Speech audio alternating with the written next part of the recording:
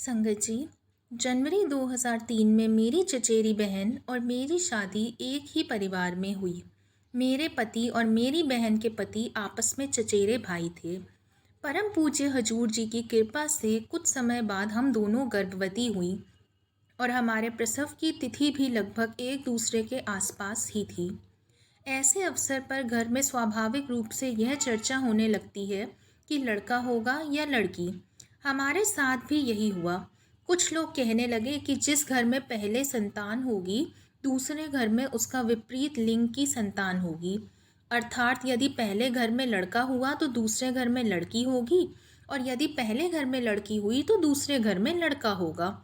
ऐसी स्थिति में भले ही हम लड़का लड़की में भेदभाव ना करें, लेकिन दूसरों की बात सुनकर चिंता होना स्वाभाविक है।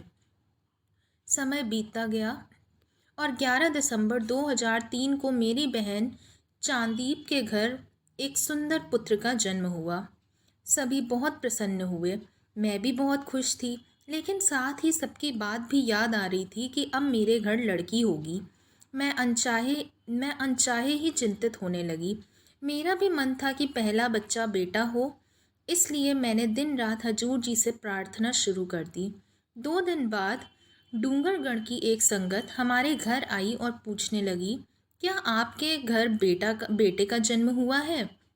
घर वालों ने कहा, हाँ, पर बात क्या है? वे खुशी से बोली, बधाई हो, बहुत जल्द आपके घर भी बेटा होने वाला है। यह सुनकर सबके चेहरों पर खुशी झलकने लगी, लेकिन सबने यह भी पूछा कि वे इतनी दृढ़ता से ये कैसे कह सकती है। तब उन्होंने पूरा प्रसंग सुनाया, जिसे सुनकर सबकी आंखों से आंसू बह निकले।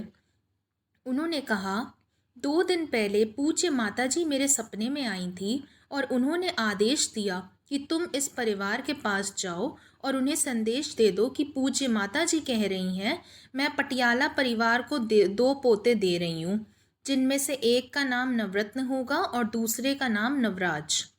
हम सबके हाथ अपने आप जुड़ गए और हम पूज्य हजूर जी व पूज्य माता जी का आभार प्रकट करने लगे। इसके बाद 25 दिसंबर 2003 को मेरे घर में भी एक सुंदर से पुत्र का जन्म हुआ, जिसका नाम हमने नवराज रखा। इस प्रकार पहला पोता उसी दिन हुआ जिस दिन पूज्य माता जी सपने में प्रकट हुई, और दूसरा पोता 13 दिन बाद 25 दिसंबर को हुआ। यह सब परम पूज्य हजूर जी और जगत जननी रानी माता जी की ही असीम कृपा से संभव हो पाया है। बोल साचे दरबार की जय।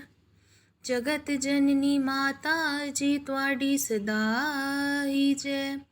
संगत जी, अगर साखी सुनाने में कोई भूल हो गई हो तो माफ़ कीजिएगा। सिया